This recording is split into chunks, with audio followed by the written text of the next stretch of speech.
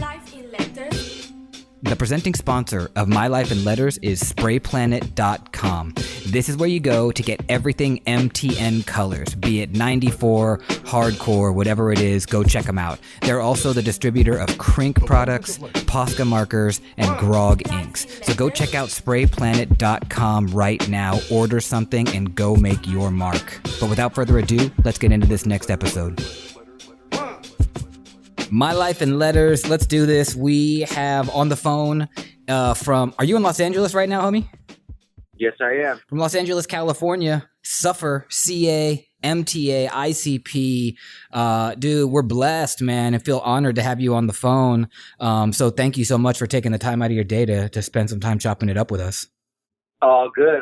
No, very appreciative and honored myself that you guys want to chop it up. Well, I mean, and dude, like you in particular right now, you and some of the homies, you guys are putting shit on smash right now. Like literally, dude, like you guys are crushing, and it's just like it's great to see because, you know, we were talking before the interview and like we've known of each other for like so many years, and like I feel like you've been pretty consistent. I don't know, we'll get into it if you took breaks here and there, but you've been consistently doing it and doing it now kind of globally. And so you know, getting guys like you on the podcast it's pretty important to us because you have a lineage. And you're like really active, which actually, you know, and myself included, like it's hard to stay active, you know, like I'm not bombing. So you guys that are doing it and have been doing it this long, it's like, it's cool. It's great to see. I appreciate that. Thank you. Yeah, It's dude. fun.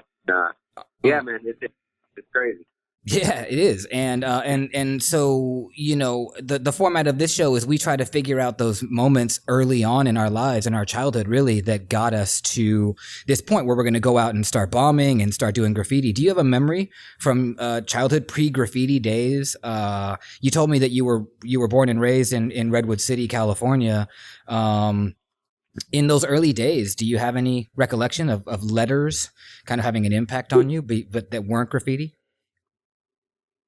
Back then, because I was born in the Bay and I lived here until I was in the Bay Area until 7 or 8 years old. That young, I have an older brother. He's 44, I think now. Mm-hmm. So I would say from him, maybe just like early skateboarding in the 80s. Mm-hmm. You know, that would really be my first thing where I saw graphics and shit like that, and I was like, oh, that's dope. Yeah.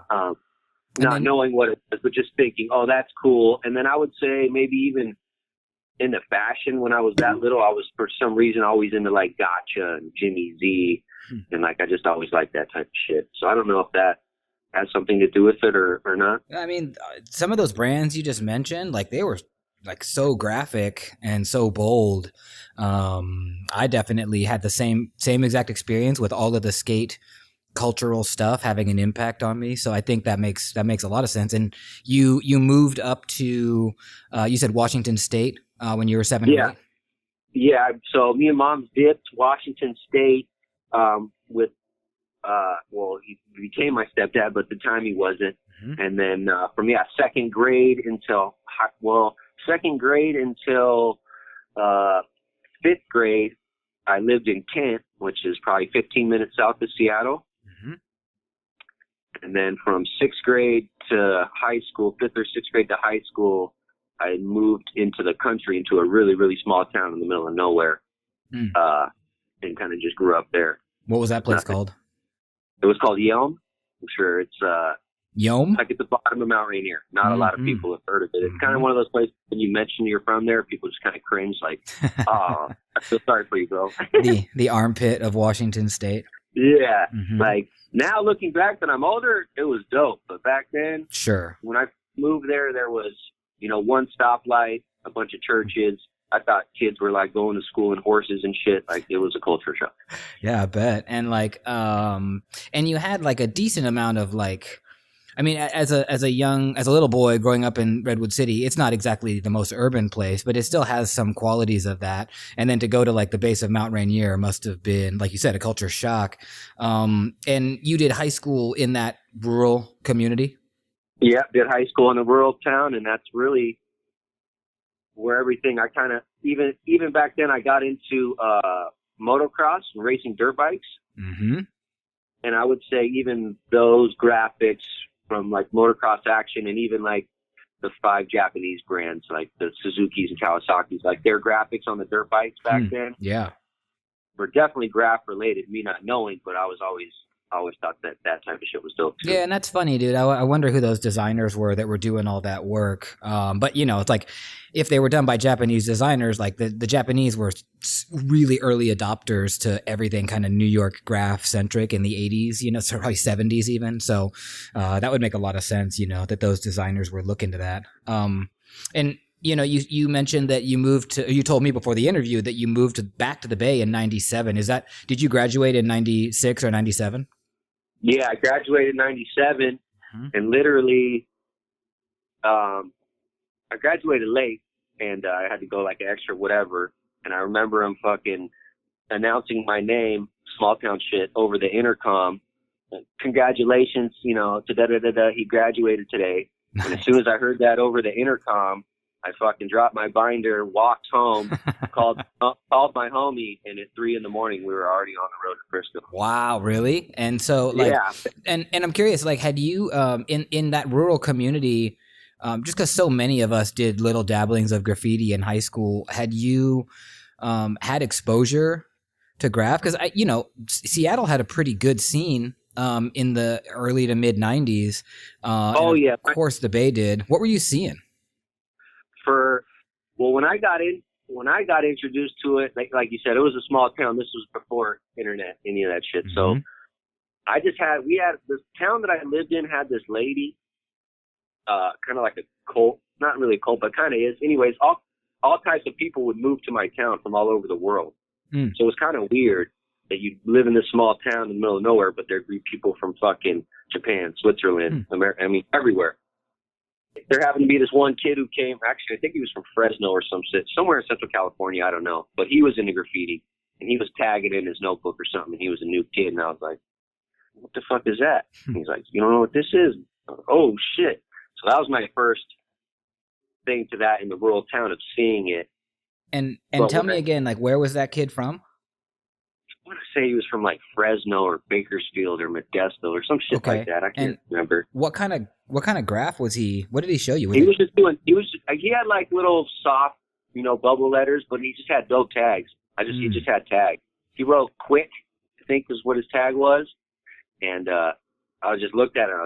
I was instantly like, oh, that's tight. I didn't even know what it was, but I was like, that's tight. And what year was that, if you can recall? I was probably 94, 93. Mm-hmm. And so between before 93 and 94, was graffiti just not something on your radar, or there was no understanding? Yeah, for you? no, I was I was a motocross kid, so I was strictly just dirt bikes. Mm-hmm. The first graffiti that I really remember seeing and was like, I didn't know what it was graffiti, but I thought it was dope, was when we'd go to Seattle when I was younger, when I lived in Kent, and I'd see SOBs everywhere for Sober, LFC crew. And he was like the first graffiti writer that I ever saw and like registered in my brain, where later on in life, when I understood graffiti, I went back to that and I was like, that's who that is, you know, learning and this and that. And so do you remember as that little kid living in Kent, like, and seeing SOB throwies or tags or straight letters, whatever he was doing, do you remember any kind of understanding or curiosity about what that was? No, other than it would just be SOB throw-ups, like bubble letters. Mm-hmm. And that's it. I didn't know there were bubbles at the time or throw-ups. I just saw SOBs everywhere, and I was just young, but I noticed it. Yeah. But then you meet this kid Quick, and you see his black book.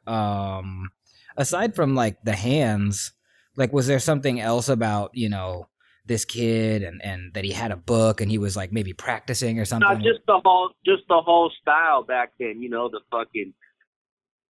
Jinkos with the fucking, you know, the frayed bottoms, and, you know, I came from a small town, so we didn't have that style. We were right.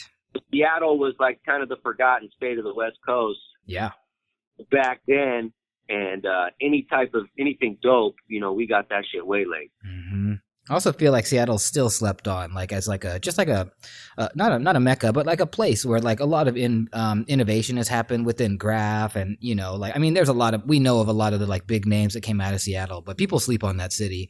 Yeah, no, the Pacific Northwest is slept on, and even now, I just went up there last week to visit my grandma for Mom's Day or whatever, but Seattle's so much doper than San Francisco now. Oh my God, hands down, dude. I mean, it's just sad to say how whack San Francisco is now. No offense, because I know I have a lot of San Francisco, exactly, but also they know, like I'm from there, so I can tell you when I go back to the Bay, it's depressing to see San Francisco, right? The state that it is. It's like, okay, great, you got some alleys.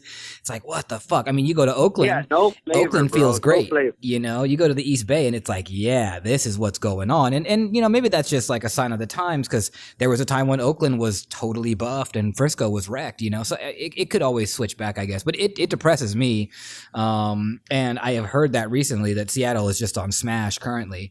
So keep doing it out there, Washingtonians. Pacific Northwest. Yeah. And so, also, do you kind of identify, because you spend a lot of time in the Pacific Northwest, do you identify with that? Do you call yourself sort of a Seattleite, or? Honestly, like when people say, where are you from? I've been in LA for so long now. This is the longest place I've ever lived. Okay. Stayed in one place. So I kind of, I have, my roots are getting strong here, but I'm always a Washingtonian. Like, I just say I'm from the West Coast. Right. I've lived in Portland, I've lived in San Francisco, I've lived in LA. So I've just kind of, I just stuck to the West Coast. So I just say I'm a little West Coaster. Yeah, that makes sense. And so, you meet this kid Quick from Fresno and you see his tags. Did you then in 94 start dabbling?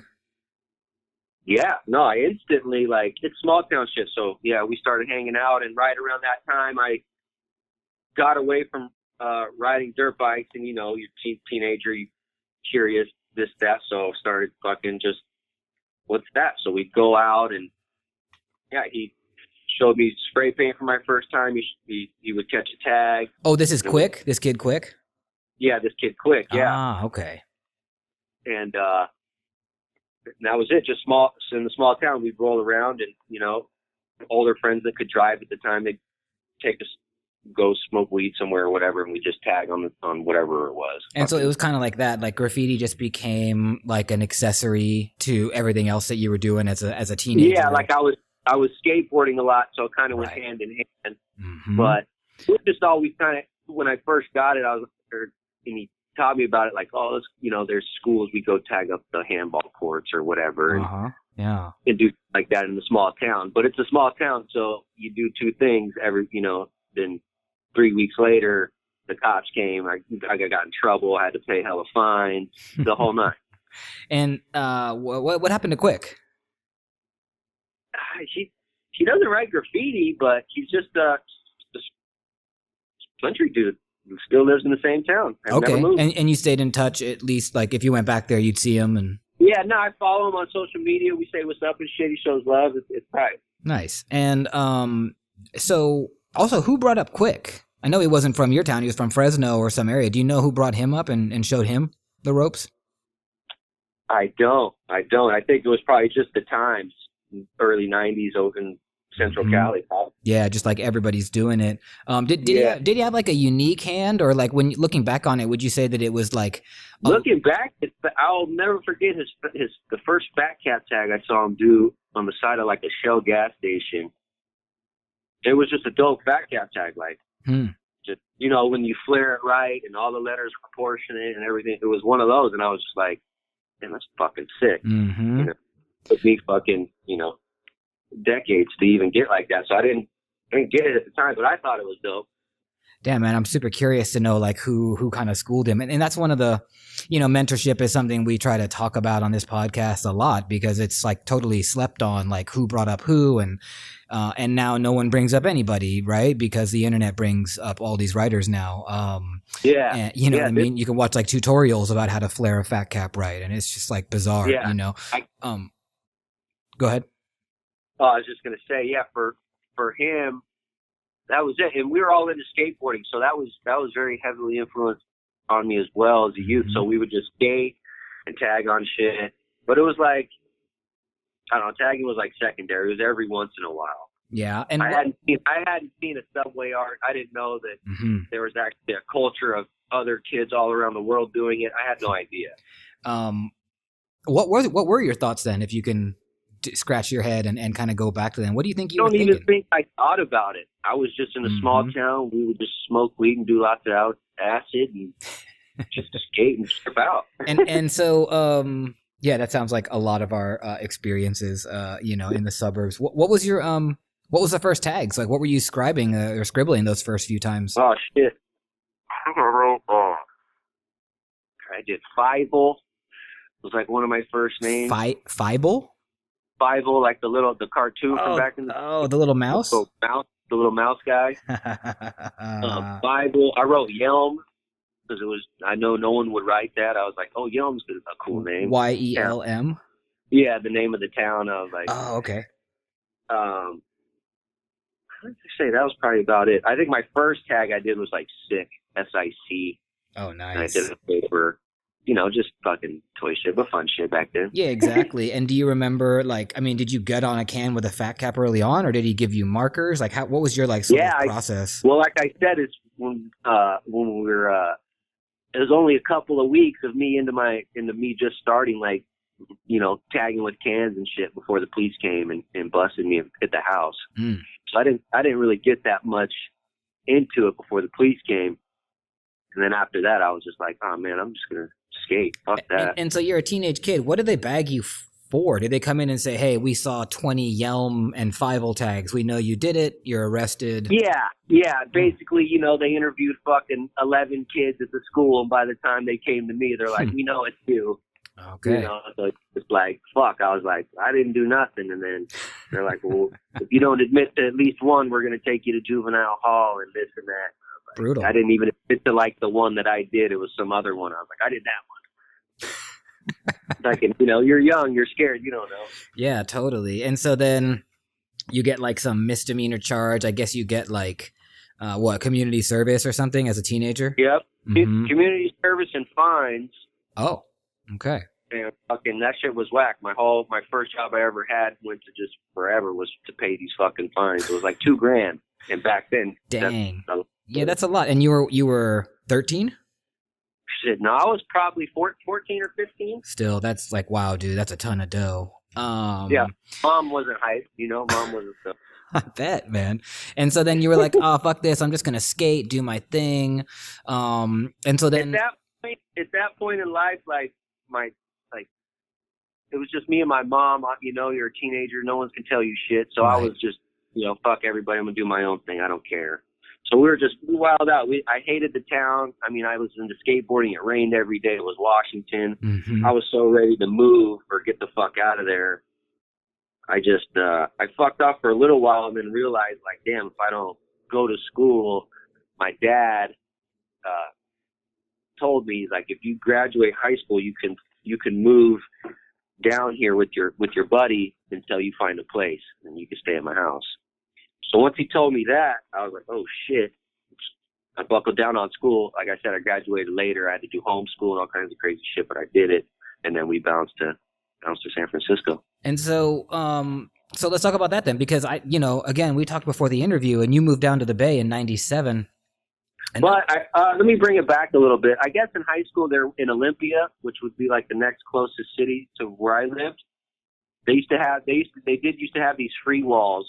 And we'd go down there and try and paint. Oh, okay. Like where? And in my town, kind of a weird thing. In my town, we were the first place in Washington State to have a skate park back in the day. And you could paint and shit on the skate park. And other skaters from other cities would come to our skate park, and the ones that wrote would paint on our skate park. So I did see some different styles and shit back then. That's pretty cool. Do you remember any names? I just remember one dude. I don't know what he wrote. Just remember his name was Dan. He was from fucking Parkland or some shit. Okay. And he was sick. And he was cool with, I'll say he was down with that dude Menace from LFC. Okay. And he was kind of like the big dog, when I was in high school for Olympia, as far as Menace was? Yeah. Mm-hmm. I could pretty much the only one that I can remember. You know, I'm also like curious if like after you got bagged, if you went to like black books and just started like sketching and like playing with letters. No, I didn't. I didn't Okay. get interested into graffiti again until I was back in San Francisco. And, I mean, dude, you came at a killer time. 97 in San Francisco. Like for people that weren't there or don't know, which is probably most of our listeners, the city was totally fucking crushed. And by Oh, it's 97, legendary. it was totally legendary. And by 97, there were people from, I mean, I would argue like all over the world were living in the city, crushing daily, nightly, and it was like the most inspirational time to be there. I mean, I know that the guys in the '80s can say that the '80s was even more of a golden era, and it probably was because it was so new. But the influence, right, that we had of writers from all over the world, and people were bold. That was a very bold time, right? Like everyone was just bombing. What were your impressions of the city in '97 when you first got I there? mean, one, it was just dope. Just how much flavor, like you said, how much flavor the city had, not just in graffiti, but just the swag of the city was dope back then. Just the pits were cracking, and I just remember just skating everywhere. And then finally, I don't know if I was just taken over by how, like you said, it was just everywhere, and everybody was just doing it. And there were so many people at the time, you didn't realize it, but now it was just legendary fools Yeah. that were killing it. So when I did get a spray can in my hand one time, and I think I did like a flare tag, and it was like the first time that I ever like did it right on like one letter. Mm-hmm. And I was, oh shit, I get it. And that was it. After that point, I was just like, I was sick of breaking myself skating, and I was just like, you know what? And I just kind of got into graffiti from there. And who put that can in your hand? Do you remember? I do. This kid that wrote G's. He had Jay-Z throw-ups. He's from San Mateo. His name was G's. He would do G's. Okay. G-skirt, Jeez. Okay. How'd you meet him? Skating? Through skating and like the raves and shit. Mm-hmm. So yeah, we'd always go, Hagenberger, wherever the fucking rave was at the weekend. We'd go over there, party, and then yeah, he was the first person I met that was into graffiti. He brought out like the walkie-talkies. He kind of showed me how to bomb my first time. Like, no, do it like this, have a lookout. Nice. I still didn't know how to do a fill-in 97. Okay. I didn't understand that you did the fill-in first and then the outline. No one ever showed me that. Okay. So yeah, I was toy boy, but I was just loving everything that I saw. I was like, man, and then I just started learning the graffiti culture and everything. Like, holy shit. Yeah, and a lot to learn, and you probably had to learn fast, I had a lot to learn, bro, and I was already older. I was already 18, so it's like, right. I was a late bloomer. Mm-hmm. So, and at that time, just kind of how graffiti is in general. There's always, the scenesters, the cool guys. Yeah. People that are established, so they don't want to fucking hang out with somebody that doesn't know anything or that's garbage. Yeah, and I'm trying to like, when did you? So were you writing Fievel? What were you writing in '97 when you grabbed that can? I actually wrote Suffer already. I wrote Suffer because back in high school, my other buddy who came from San Diego, he wrote graffiti too. He skateboarded as well, and he wrote graffiti as well. What was his name? His name was Suffer. Oh, which, that's what he wrote. And I always liked his name. I was like, damn, your name's tight, bro. Like.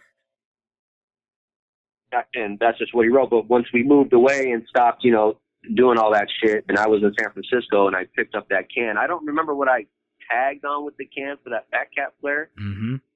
But it was, I want to say the next day I called my buddy and I was like, yo, he's like, what's up? And I was like, I'm going to fucking start writing out here and fucking, can I just write your name, bro? I always thought it was tight. And he was like, hell yeah, bro, make that shit tight. Nice. That's kind of how it happened. So you've been writing Suffer 20 years this year. And so like, I'm interested in like, what did it mean to you other than like your boy from San Diego was writing Suffer? Like what was the resonance with writing that name? I think with me, it was just a bold name. It was strong. And for me, Suffer stands for surviving under foul enemy rule. And wait, say that again. Surviving under foul enemy rule. Yeah. That's fresh, dude. So, you know, and I just believe we're all like that. You know, the people in power, I think, are true evil scum. Fucking you know, especially now. Normal people, like, yeah, exactly. So I just took a meaning to that, and then that's pretty much it. And you came up with that? You made that acronym? Yeah, because I've always been kind of, for whatever reason, against the system. Where do you think that comes from? I don't know. I don't know if it stems from when I got in trouble from when I was young, when I was, 14, 15, and I just felt like they lied to me, and I had to pay all that fucking money and do all this shit when I could have just denied it because they didn't have any proof. Yeah. You know, I felt like they took advantage of me and I was young. Yeah. And I mean, just the way I see the government handles people, just the way the whole system's been set up from the beginning, I'm all into that shit. What about your mom or your stepdad? Did they have any kind of values like that in the house?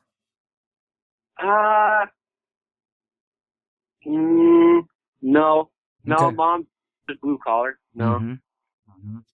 I just think it's interesting, where we get that kind of angst. I have very similar views. I can pinpoint where mine come from, but I'm always curious about where others come from. So, okay. So now you're Suffer, 1997, you're in the Bay, shit is on smash. And did you have this feeling like you're like, whoa, I'm a late bloomer, I'm late to the game, I better catch up and do my thing? Yeah. You know what is, I've always been that person that has to work really hard. I never really had a lot of natural talent, especially when it comes to drawing. So it took me a while it took me over a year just to learn the concept of 3D. I didn't think I just thought oh, I'm a late bloomer or this and that. I just knew that I met a couple people along the way, just here and there. I'll never forget, I met that dude Renos in Union Square when it used to be dope with the bushes and the benches and shit. I met him there one time, and I had my black book on me or some shit. And he was like, "Oh yeah," he didn't say he wrote Renos. He said he wrote something else. Okay. And he got in my black book, and I don't know what I was doing. We were smoking a blunt or some shit, and then he passed it back to me, and it was just a fucking pen sketch, first try Renos burner, and it was fucking sick. Nice. I was like, "Holy shit." It's cool that you just bump into him at Union Square. I mean, I've heard people say you could just throw a rock in any direction in the mid 90s and you'd hit a writer. And that was true, Yeah. We're just everywhere. Yeah. And that's cool. And so you bump into an HTK kind of legend. Reno's kind of a legendary guy. No, absolutely. So, yeah. And he just told me, he just goes, I just remember asking him, or he told me something, and the word longevity, because it's all about longevity. And that just kind of resonated with me, okay, the long game in this game. And it really is, like you said earlier when we were talking, how it's hard to stay consistent and actually active as a writer. Yeah. And it,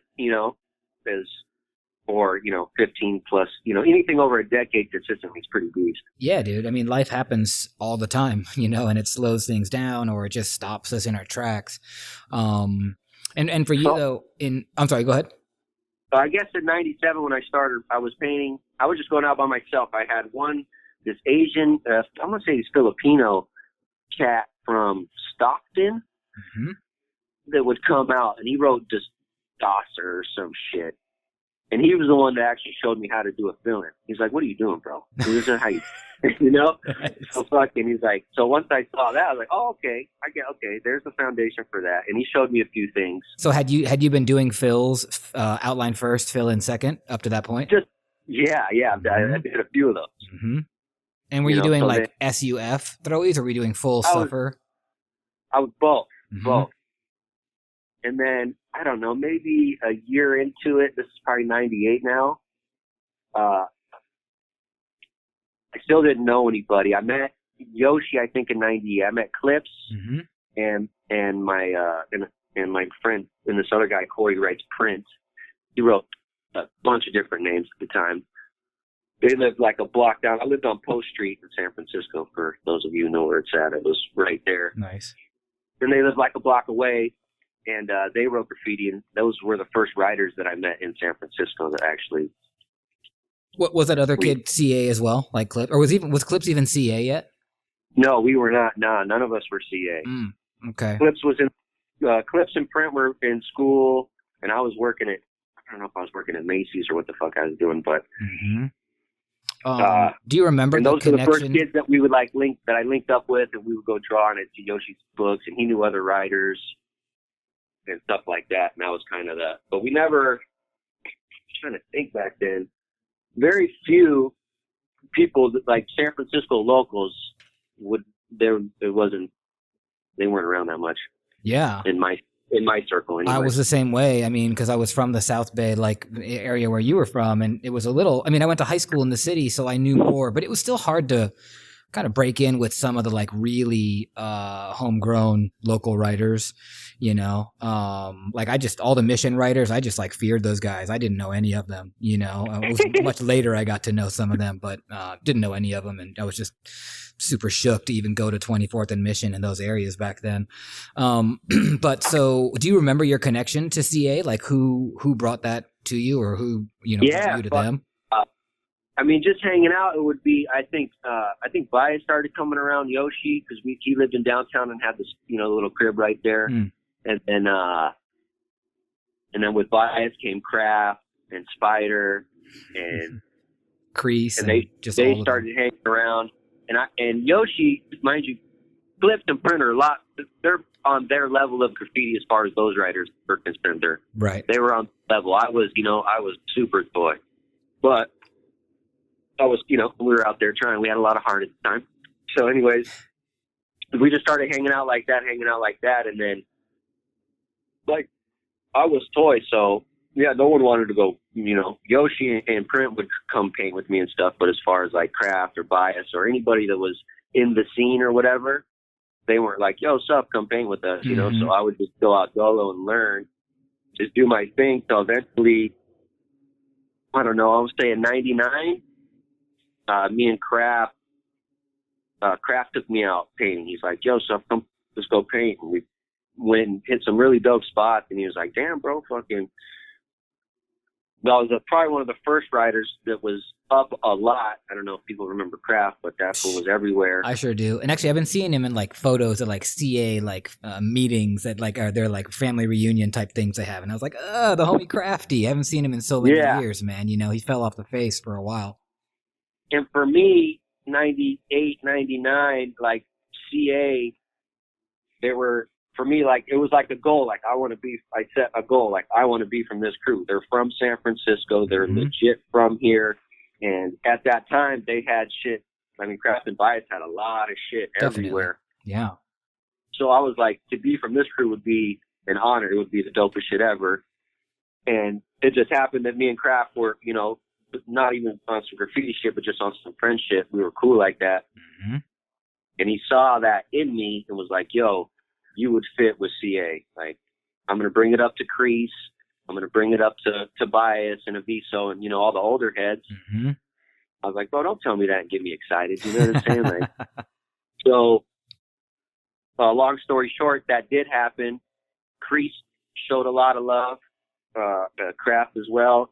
Aviso was a little hesitant. I think even Aaron was hesitant at first too. Like, yo, who is this fucking outsider? He's not even that good at graffiti. What are you talking about, CA?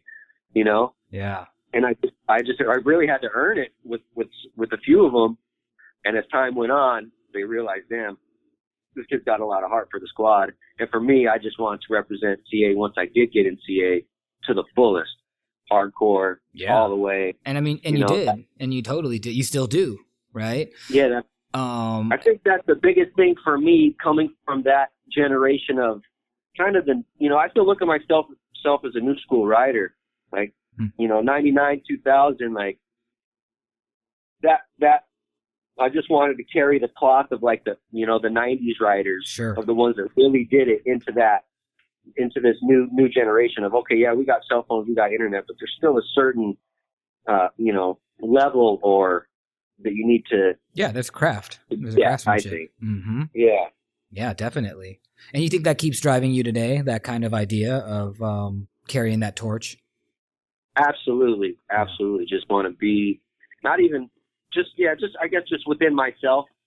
I know that I just always want to push and go further, and I know you can, even when you don't want to. I think that's when you really learn, is when you push yourself to where you think you can go. Yeah, definitely. I agree with that. And I think, I'm interested in like when you got into CA, which I know how that is to get into a crew that has rep. It gives you just gives you this boost, you know, you get all this extra confidence. It gives you confidence, yeah, like dude. if you win something, or if you're in a team and you win your game, you're good for the you know, to like equate to like motocross, I feel like it's like when you put on like full face and like chest protection, like body armor, you're like, oh shit, I'm a little bit more invincible now. I can try some bold shit. And that's certainly how I was when I got into BA. And so like, I'm interested, like, how that affected your work as a writer, getting into that crew beyond like now I have this crew, but like, how did it affect your graph? Oh, it just made me want to step my game up. I realized, who I was starting to, surround myself with as far as like who was in the crew, like being around bias. I don't even think they realized how much of an influence they really did have on me at the time. But, I'm kind of a shy person until I get to know you. And then once I get to know you, I open up. So just seeing all their shit, their black books, and then what I was producing and what I wanted to do, I was more like, okay, I need to be for myself. I was like, damn, CA, okay, I need to be an all-around rider. These guys have dope hands. They have throw-ups. They got fucking pieces. So that just made me realize, okay, this is how I need to be, or how I want to be, well-rounded in all aspects. Yeah. And I got to go hard. And I got to go hard in the paint. I looked at graffiti as like a sport. I guess I looked at it from day one. Mm-hmm. And you got to give it your all. It's a sport. The name of the game is to get up and do it as much as possible. Spot, location, but also coming with style over time. And so how did you like work on that craft? I'm interested, like, especially thinking of it as a sport, like how did you condition? How did you train other than going out as often as possible? Were there other things that you did to sharpen your tools? I'm just a lot of practice. I mean, that's it. How about that also? Like, what about black books? Do you draw? No, back then I did. Back then I had black books, and I do have black books now, but I'm not in them daily sketching like I should be. Mm-hmm. But no, I'm better just on the wall. Give me a can of paint and I'll paint it there. Mm-hmm. I never was really huge in the black books, but when I first started, definitely was heavy in the black books and just anything I could fucking draw on, really. Yeah, and you were looking at other guys like Bias's books, and you were seeing other things. So like everybody. I mean, like you said, I was in San Francisco at that time, so every single one of those writers that came through Frisco or were in Frisco would heavily influence me, without a doubt. Yeah. And so, like, I'm interested also because, I left the Bay in 2001 to move to New York. How long did you stay in the city? I bounced at the end of 2001. I moved to Portland. Oh, you went to Oregon. Yeah, I moved to Portland. That's so interesting, dude, because so many cats were moving up there. I remember contemplating it myself for a second. I was like, I could go to Oregon. I just kind of thought, no, it's not like, I felt like it was maybe a step back. I don't know why New York felt like a step forward for me, but what was the impetus to go up north? There was none other than just, it was closer. At the time I had gone through like a nasty breakup, so I was fucking sad boy mode. So I was like, man, fuck this. And at that time, that's when Frisco, popped with the whole .com shit. And it kind of got just the rent, everything was through the roof. And I was like, man, fuck this, I'm out. And the buff too. I mean, from what I remember, like 2002, 2003, it just started getting more and more buffed.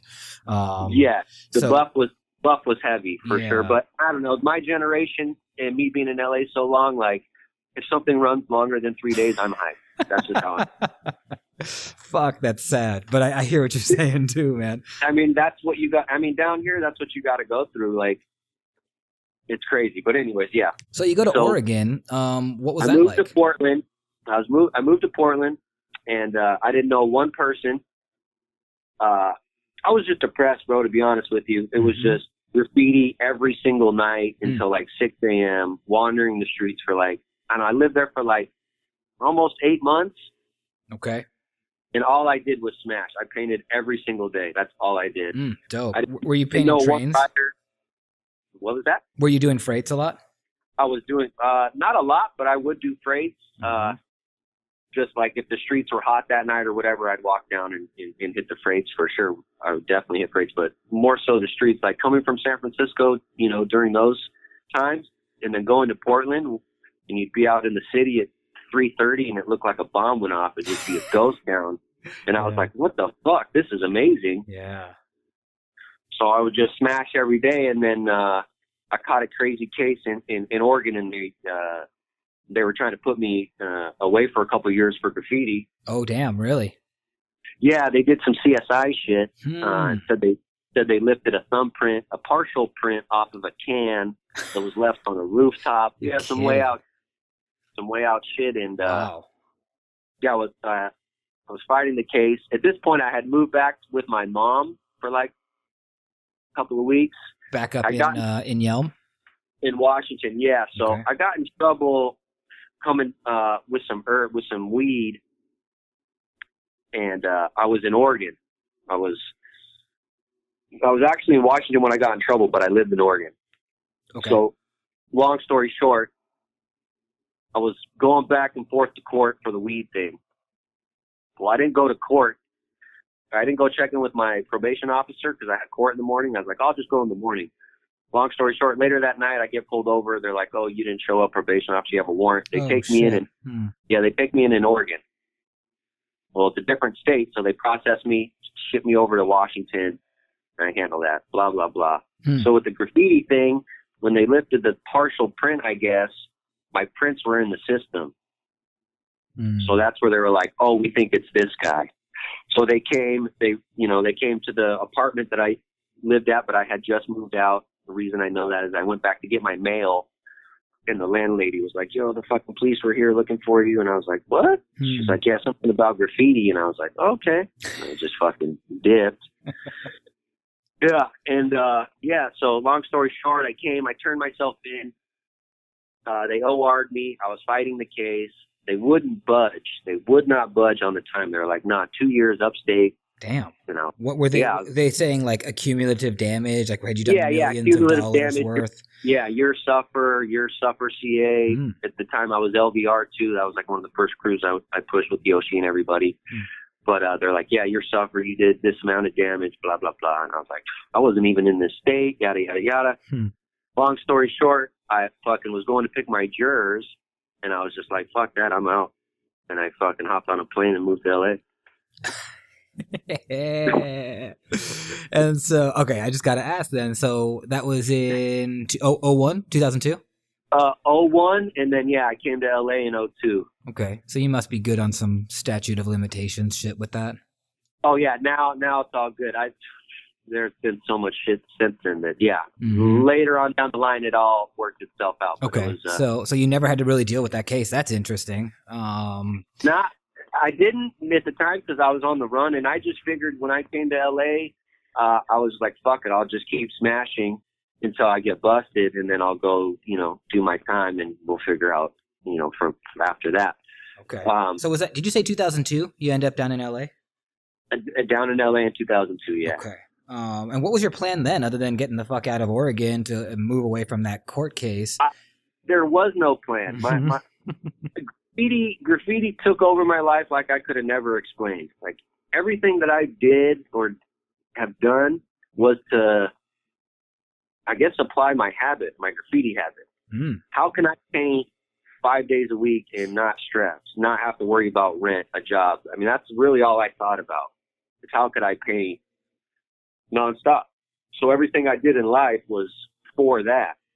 Kind of weird, but no, I mean, it may be weird or maybe just like really passionate and inspired, like I chalk it up. That's kind of like, that's dedication, and that's like really, that's intense dedication, so that's a good way to put it. Cause I'm very passionate about it. Yeah. Well, clearly, and that comes across in the work.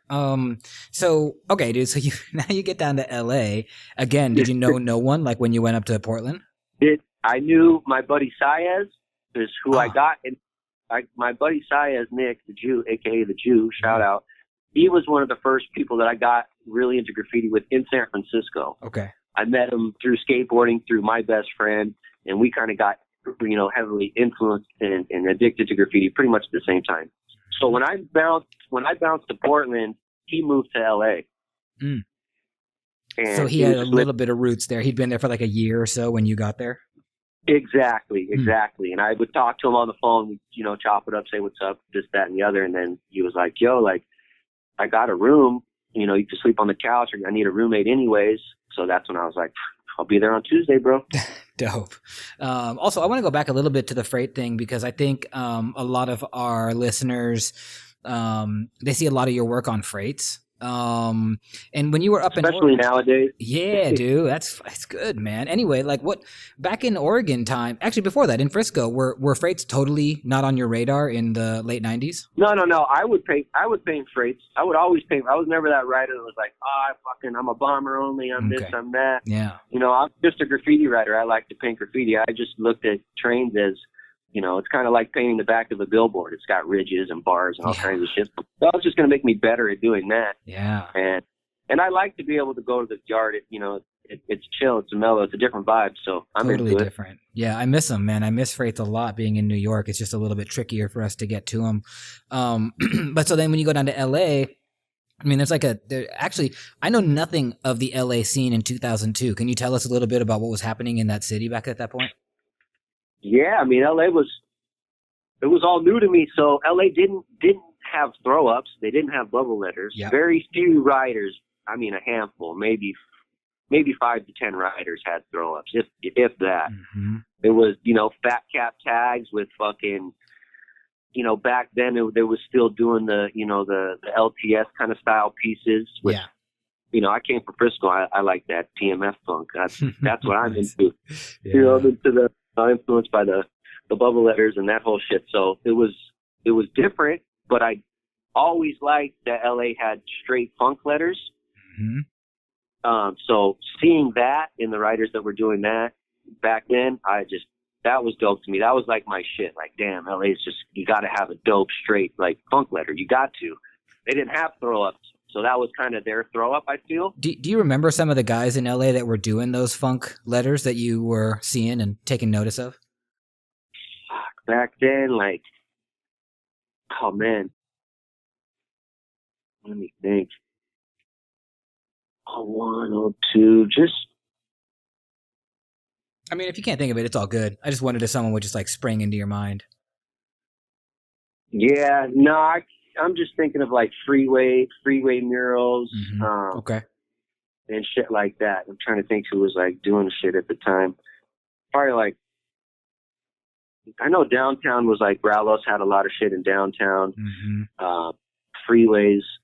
And Trickster had some spots with some dope letters. Shout out to the homie. Yeah. Yeah. I remember fucking shit. I can't even think right now. Cool. I just like all the MSKs, like the MSKs and AWRs. They still had some spots out here. Yeah. They were still Frisco when I first came here, Mm-hmm. and they came back later. I also wonder, like, what was the like vibe, like, because it's such a different. That's a very new environment, Los Angeles, right? Like, there's a lot of similarities, I think, between even Yelm and Portland and San Francisco. Like, there's a lot of casuality there. And LA, it's there's some casuality, but it's very different. And then you have like this big influx. First of all, probably people. I think that's the largest city you've ever lived in as far as like the amount of human beings in one area. And maybe not as urban in some places, but still has a pretty urban quality. How'd you feel? Like, did you feel comfortable? Did you think you'd be able to make your own kind of place? And I don't know. When I first moved here, I mean, I was still young, I guess. You're still figuring shit out. I was 23, I think, 22 mm-hmm. at the time. I just came here and I'm the type of person, I just go with the flow. That's just kind of been my MO since mm-hmm. forever. I just ride with it. I don't question a lot. I just go with the universe and what the vibes say. So when I got here, I landed with $10 in a duffel bag full of clothes. Nice. I had to leave. I had like 45 cans of Rusto that I left at the SeaTac airport because they wouldn't let me take it on the plane. I was pissed. And nice. I landed. Saez picked me up. We went to this place called Project Glowed, which back in the day was like a freestyle hip hop mm-hmm. thing they had, I guess. Mm-hmm. And we went and freestyled for like 3 hours until like 2 a.m, and then went and bombing until the sun came up. And it was, I want to say it was like getting close to winter. I had shorts and a t-shirt on, and I was just like, this is fucking awesome. Mm-hmm. Like I could do this. I could do this. And that's kind of. Were you on some like 5 days a week mentality like you were when you left Oregon? Absolutely. That mentality never stopped until they kicked in the door. When they kick in the door? A couple different times, but this is a reoccurring pattern, homie. Yeah, it's like I don't know. You go hard in the paint. You think, oh, this, that, and I don't know. It's hard not to, if you really, really put the smash down and you're not, I guess, smart about it like how I should have been, as far as maybe writing different names and this and that. Yeah, shit happens. They accumulate. Yeah, exactly. And when was the first time? And was this Vandal Squad or LAPD? What did they call themselves? Yeah, it's like their graffiti task force unit. I don't know. Mm-hmm. So when's the first time they came to your door? The first one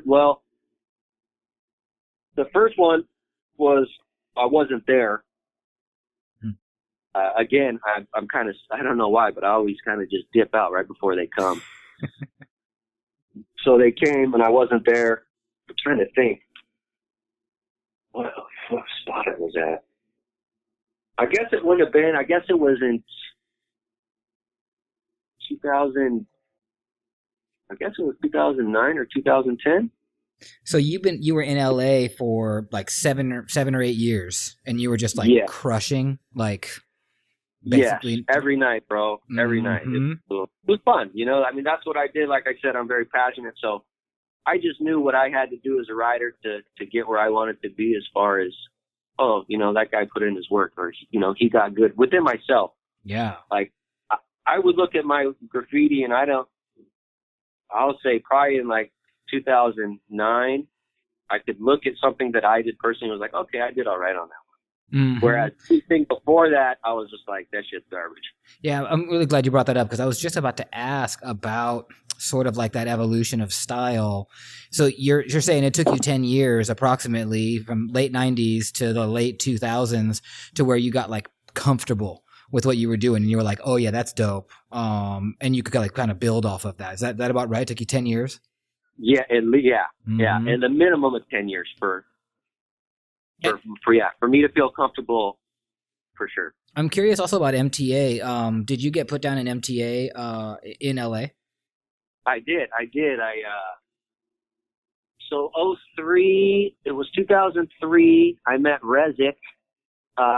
So when I moved to LA, I moved to the part of town. I moved to West LA. I lived on the West Side. Shout out to my West mute. Which to me is like probably the dopest place to live in all of LA. Just as it's close to the beach, when it's fucking 100 in downtown, it's 86 on the west with a slight breeze, something like that. It's close to Hollywood and all that shit too. But anyways, so 2003, I meet Rezik, and I'm into hip hop and freestyling and rapping and all that shit. So we're doing that, and he's from MTA.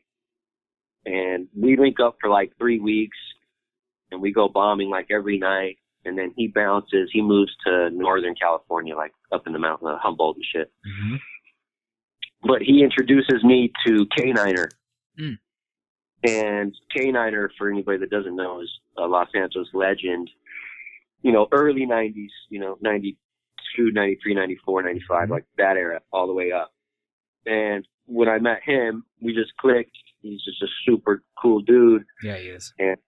And he really schooled me on LA graffiti. He's the one that took me to my first heaven and fucking made me climb up there and hit it. Nice. Just schooled me on, just the streets of LA, really. And to have, at the time, I didn't even realize just how dope I don't know what the word is I'm looking for, but a connection he was, or mentor, just to have that much knowledge in somebody, and have him, schooling me not even knowing it. I'm learning everything, but just like, oh man, this is tight. Was a blessing for me, for sure. Did he start MTA, or is he one of the people that started it? No, so MTA was Blossom, Skate, and AZ.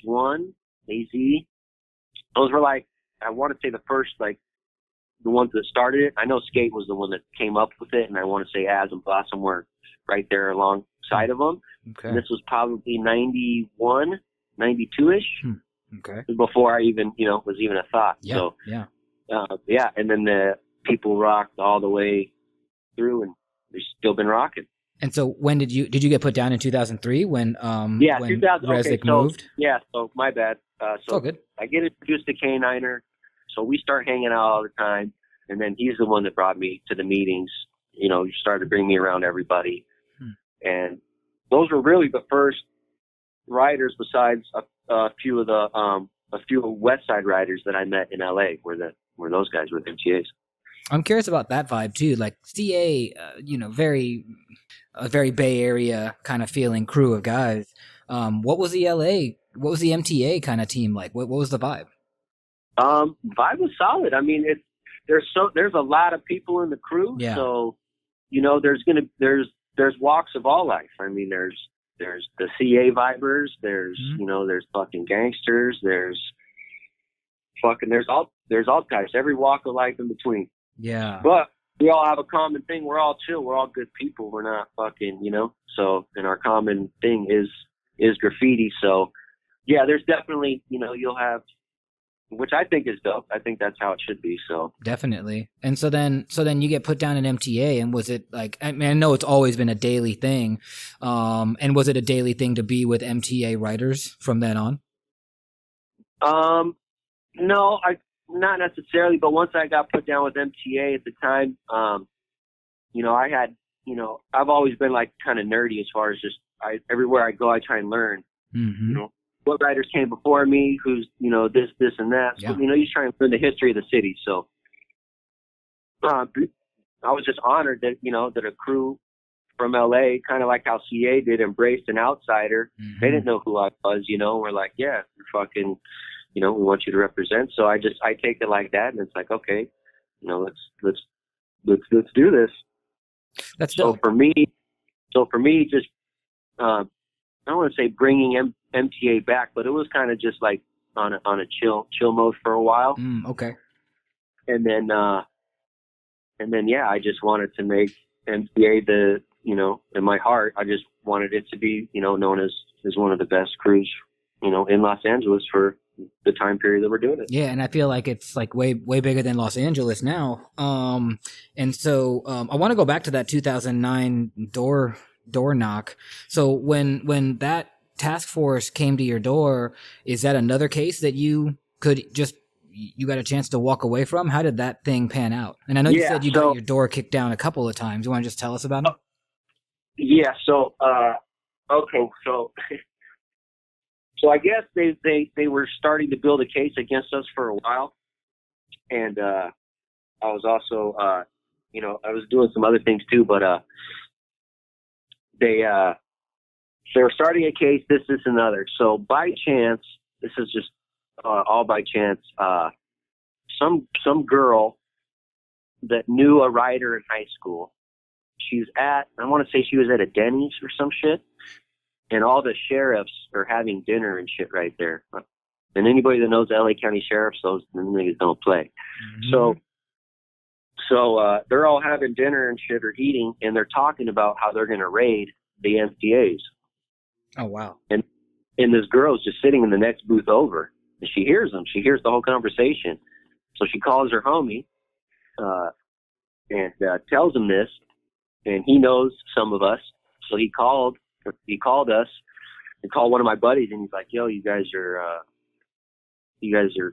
going to get raided in the morning, this and this. So then I get a text. This is like 1:30 in the morning. I get a text, possible raid, clear all your shit out, blah, blah, blah, a group text with everybody in the crew. I'm like, what the fuck? Wow. So I call my homie, and he's like, yeah, I just got this text from such and such. So I call the guy, and I'm like, yo, like, who's your source? She fucking reliable, this, and the other. And he's like, yeah, dude, she's normal. I went to school with her, blah, blah, blah. I was like, oh, shit.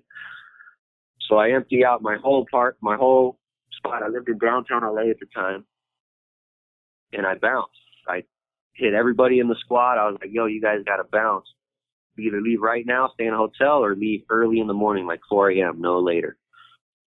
long story short, me and my one homie up here, we were the only ones that listened to the text, and we got all our shit up. Yeah, we stayed in a hotel, and sure enough, 7 a.m, news cameras, the whole thing. They show up at the spot. They show up at like, I think they hit 10 of us at the same time. Wow. And most of them, everybody was at home except me and my buddy. We were chilling. I get the phone call.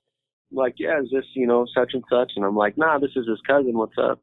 And they're like, yeah, he needs to come down here and secure his fucking door, blah, blah, blah.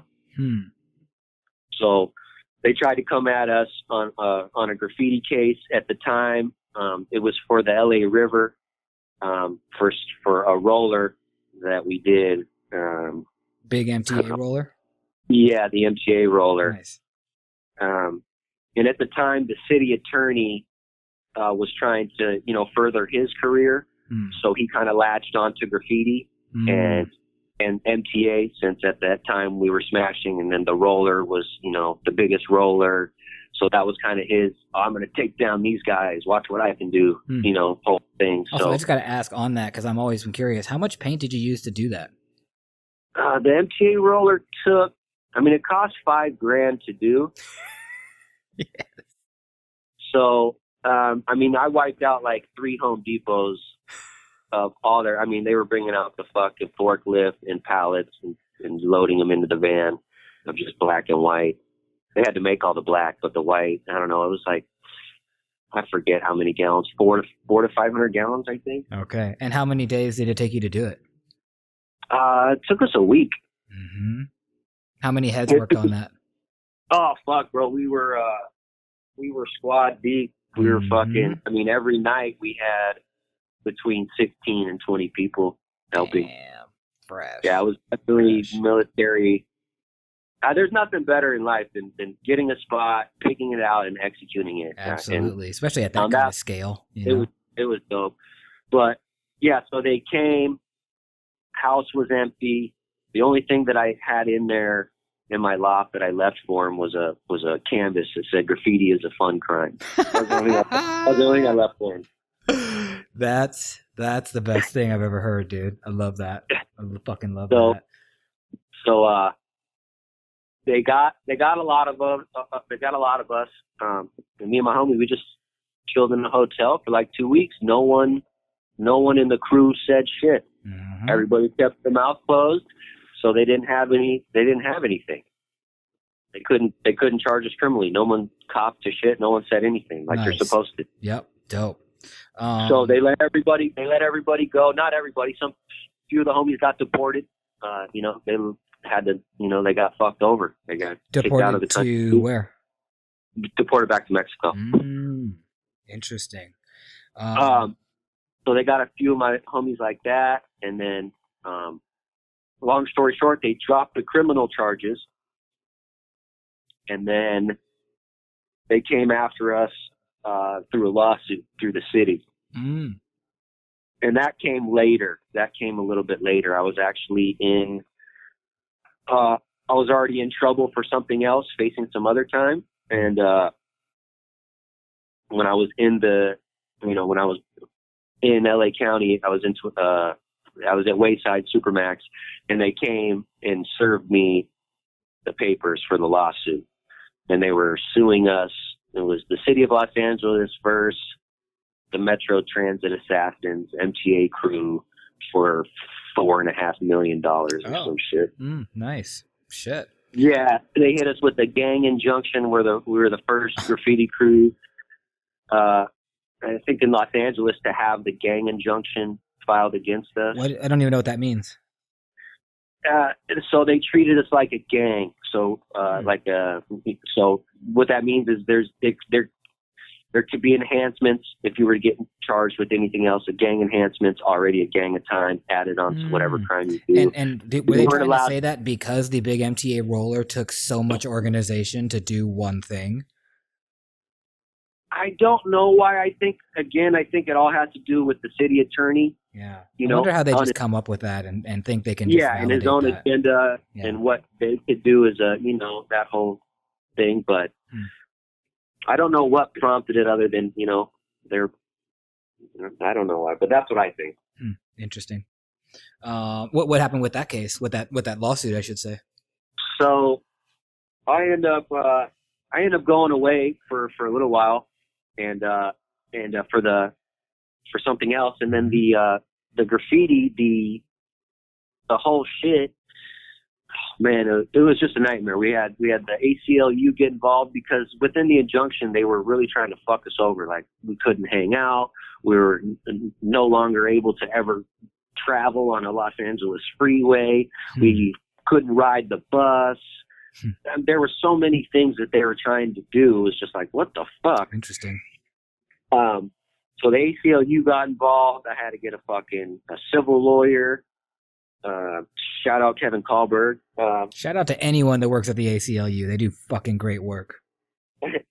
So they helped us out in the beginning, and then once it got further in, they were like, "Oh yeah, we did what we could," and it helped a little bit. In the long run, fools just got deported, and the injunction lasted. I think it was like 5 years or 7 years from your last graffiti conviction. So my last graffiti conviction was in like 2007, I think was the last time. Okay. So 2014 is when it ended. And that's it. So it lasted that long. And like, what I'm curious about with these cases, these lawsuits, like, did it just fortify you? Like, you're just like, okay, this is exactly why I do this, because of you motherfuckers. And it just made you go even harder in the paint. Did it slow you down? Did you start questioning everything? No, fuck that. I know my purpose. I know my path. This is, it's just something that I love to do. I mean, if people, that's their shit. I live my life. I never thought about stopping or slowing down. I mean, I chilled. Like I said, I got in trouble on that and this. So from 2000, I think you asked me earlier if I ever took a break. Yeah. From when I started. So I went nonstop from, I guess, 97 until 2011. Mm-hmm. And then 11 and 12, and 11, 12, and half of 12, I was incarcerated. Mm-hmm. And then when I got out, I didn't like get out and like, oh, I'm going to go do fill-ins right away. You got to do parole and all that bullshit. So right. I did all that. So I didn't paint at all. And I already knew from the very beginning when all the shit went down, I was like, okay, I'm not going to be able to paint for like 3 or 4 years again. So then 2014, I was like, okay, we're back to normal person. Let's rock and roll. Nice. And you've been like fully on Smash since then. I want to get to Greece, but I'm wondering if there's like I'm curious about when you grabbed cans again in 2014, how you felt, what the experience was, what your thinking was. Well, let's see. So, when I first did my first piece again, I was like, some legal spot. We just went and did some burners. And it was actually nice because I didn't have any influence for 2 years. I didn't have I couldn't pop on the phone. I didn't know I didn't even know of Instagram when I first got out. It was new. Sure. So it was kind of nice just painting like just shit that I had drawn when I was in there. Like, oh, let's see, this is and this is, and it was nice. Mm-hmm. I was rusty, but it was nice. I could tell like, oh shit, I haven't done this for a while. But was it kind of like getting on a bike again, like in a way? Yeah, absolutely. It's like you do that first piece and you're like, oh shit, hell yeah. I knew that I still had to chill for a little while, but I was like, okay, we're good. Mm-hmm. And a funny story is, my friend up here, he's like my brother almost. He's from MTA crew, younger cat. And kind of somebody that came up underneath me. The whole time I'm in there, he sends me pictures. And so he was somebody that got in trouble with me too. And I thought that he changed his name to A-Nice. And A-Nice is my boy now. He's another cat like my brother. But the whole time he's sending me photos of A-Nice. And he's burning. And I'm like, what the fuck? I've only been gone a year. This dude fucking changed his name and he's killing it? Like, I'm tripping out. I get out, and I actually paroled to Pierre's house, and I'm chilling and shit, and I'm like, damn, bro, you got fucking good. I can't believe this shit. I was like, those fucking A-Nices are sick, dog. And he's like, what are you talking about, bro? And I'm like, yeah, bro, you fucking improved like tenfold. I can't even believe it. I'm over here like a toy boy. And he's like, dude, I'm not A-Nice. I'm like, what do you mean? I'm not A-Nice. That's addict, bro. He changed it. And I was like, what the fuck? And I just tripped out. I thought it was a Pierre the whole time. I thought he was out here just burning, and I'm like sitting here just getting smoked. I was like, God damn it. That's hilarious, dude. Yeah, kind of a funny little story. And then did you did you then go and say, well, I should know this kid? Was he MTA? Yeah, he was MTA. He got down all that, and he really held the torch, and still to this day holds down the torch for sure. And then, and you guys are doing a lot together. We see it. What was I going to get at? I was getting at that you're coming back to it in 2014, 2015. And you also, I mean, when did you come to New York? Because, I mean, like, it's funny. My first, I guess when I got into traveling and, like, wanting to go to other cities and this and that was probably 2000. Well, besides going to Portland and moving to LA, when I would specifically go to cities just to paint, probably came in like 04, 05. I'd go down to Arizona. And then my first trip to New York was in 2005 with K9er. When's the last time you were here? Last year. Okay, yeah, because I was gonna say you got some stuff going. I go to New York a few times a year. Okay. I may not do graffiti every time. I mean, that I'm there, but most of the time I try and catch a couple spots while I'm there for sure. Mm-hmm. And then I went with No Moss, Free No Moss. I went with No Moss in 2007 for like a month, and that's when we did the 30 days, 30 nights tour, is what we called it. Yeah. And we just went out 30 days straight, because I figured that's about how much it takes to, put a smudge, on the city. A little dot on the city, It's true. That's actually, that's pretty accurate. And so then when did you guys first go to Athens? And what was the impulse to go all the way out there, by the way? Nothing. I mean, ever since I first started, like the first place I went to was 2007, Buenos Aires, Argentina. Mm-hmm. And there's no reasons for anywhere that we go other than let's just go. I like to travel, so it's like, let's go see what this place is about. Mm-hmm. So that was the first time I left the country, went and painted. And then I went to Tokyo, 2008. Went to Italy, 2009. Went to Germany, Berlin, 2014, and then Greece. This last trip. 2016, yeah. And then, what also was interesting about Greece, I think, was that, like, I felt like I saw like a couple spots that you did, and then I felt like I just saw all these MTA cats with you. Like, did you guys go out together? Did someone say, hey, you got to come out here? We're putting this city on blast right now, and we're pulling daytime shit and getting away with it. Come out here. Nah, that's just how we roll. It doesn't. That's just how we roll. Kind of how we. Anywhere really, like, we go to the spot. I was the most people that I've ever traveled with, period, whether it's crew or whatever. Yeah. But it was dope, and we were strictly there to, it's funny because, like, I don't know, over the years, I guess people are like, oh, we're with Suf, fucking, we got to paint, it's like it's like a certain standard or whatever. But when we first got to Greece, I was with two buddies that had never left the country before, and I just went off their vibes. As soon as they touched the sidewalk out of the taxi, these fools were just fucking tagging everything. And I was like, yeah, this is dope. So I just fed off their vibes because they were loving it, and I was like, this is how we're going to be, bro. We're good. It's also funny, right? When you're in another country, it's like, I don't know. I've felt it before. I'm just like, I can really get over here. Like, and like, I don't know. Like, it's just not as scary. I don't know anything about Greece. I don't know what a Greece cop looks like. No, yeah, I got caught. I went to jail out there. I've been caught almost in every country that I go to.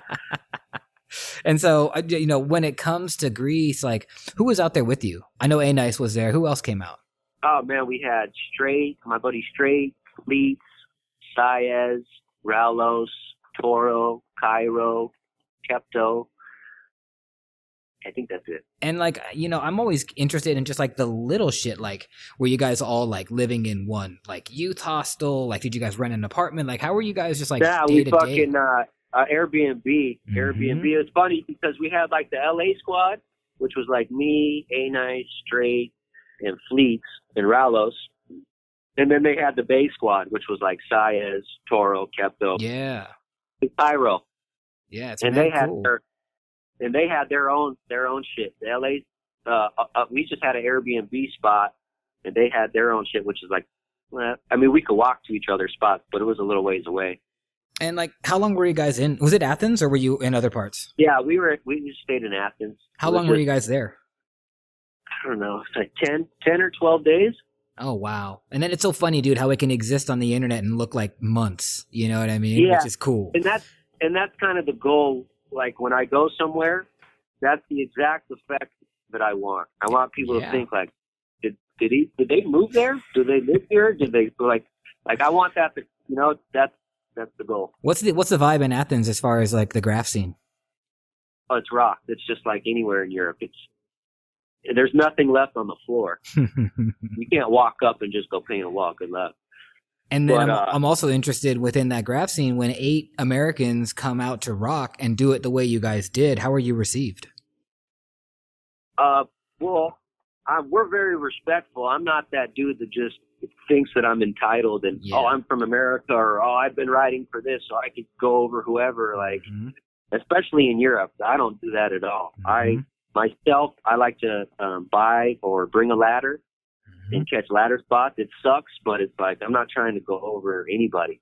And especially in Europe, it's funny. Like I love, anything other than America. The graffiti it's a lot doper to see the respect level over there. You'll see shit from the same writer that looks completely garbage. You're like, what? Oh, that's that dude. And then you'll go, throughout a week or so, and you'll see that same writer with 50 different styles. And you're like, oh, I'm sure glad I didn't go over that one that was super garbage, because this was everywhere. And it's just better to not do that, Oh, definitely. And I think, I was going to kind of get to that just because I'm about to go to Europe in a couple of weeks. And like, I was kind of curious, like, are people like thinking we're all Trump supporters, and like, is there a vibe of that you have to be like a little bit like, yeah, I'm American. Like, I'm a proud American, man. But like, sometimes it's hard with this motherfucker, Did you experience anything weird because of our politics? No, other than, people will say, oh, Trump this, Trump that, but they're not like, okay. Fuck you, Americans, you're a piece of shit. Yeah, we've been practicing saying sorry like Canadians, me and my wife. So we're like, we'll walk around Europe and we'll always just say sorry to each other, so they just think we're Canadian and we can just kind of like blend in. First of all, dude, we've gone over on the time, so thanks for spending extra time.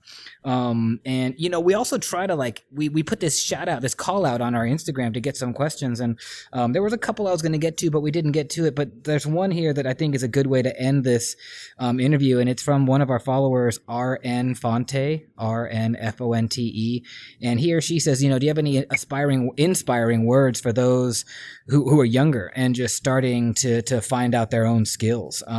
You got any advice for the youngsters that are listening? Just learn your history of wherever you come from. I would say just as much as you can, learn the culture of graffiti. Don't do graffiti just to fit in or be cool with people. People come and go throughout your whole life. So if you really truly enjoy it and love it, then do it correctly. And hold that higher standard of how it should be with the true culture of graffiti. Try and stay away from drugs. Most important. I see a lot of talented people that have just got washed up because of that shit. So fucking sad, man. Yeah. If you're trying to make a name for yourself as far as like street bombing, just be prepared for all of the consequences. And if you're someone who can't do jail, time or anything like that. And I mean, I guess like one last question, like what's next, man, for Sufer MTA CA? Like what's shit, man, I'm blessed, bro. I'm blessed every day. I'm just a blessed individual. After all the bullshit that I've been through and all the awesome times that I've had, I still feel like I'm that kid from 1997, bro. I don't know. Just to keep that mentality and that spirit alive until I'm no longer here. It's cool, man. Yeah, and to just like, and it's fun, you know, like to remind ourselves that it's fun. I think it's easy to get caught up in either the politics, the baggage, the things that come with this culture. But if you remember why you started doing it as a kid, and you know, it's easier to stay focused on that. And I'm glad that we just caught your entire career, dude. Basically, I mean, I know we jumped a lot, but I think this was a really great talk, man. And yeah, I thank you again, like I did at the top, for carving out the time and telling us this story, because it's important that we document your life in letters, you know? No, bro, highly appreciative of you guys being interested, to be honest with you. But no, I'm blessed and I'm stoked, so thank you very much. Thanks for listening to another episode of My Life in Letters. We record live in Bushwick, Brooklyn, USA. Our producer is Christopher Piccioni. Our social media manager is Jonathan Drexler. Our videographer is Jordan Milkner for Way Up Creative. Our intern is Tamika Schlesinger. Our theme music is by Fonte, and my name is Adam Fujita. If you guys have got something to say, drop us a line at our Instagram page at My Life in Letters Podcast, or send us an email at mylifeinletterspodcast@gmail.com. We're always looking for your feedback, and we're always looking for ways to grow and be better. Write a review on iTunes or Google Play. Share the podcast with your friends. Get your whole crew to subscribe, and have a great day. Thanks for listening. The language of letters.